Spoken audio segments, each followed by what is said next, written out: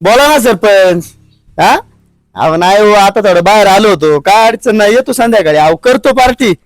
हा 100% पार्टी करतो राव. कोण बघितलं रे फुल तोडीत? अय जागीरदार कोण नाही विचारून फुलं तोडली तो? अरे जागीरदार म्हणजे अरे आहेच मी जागीरदार.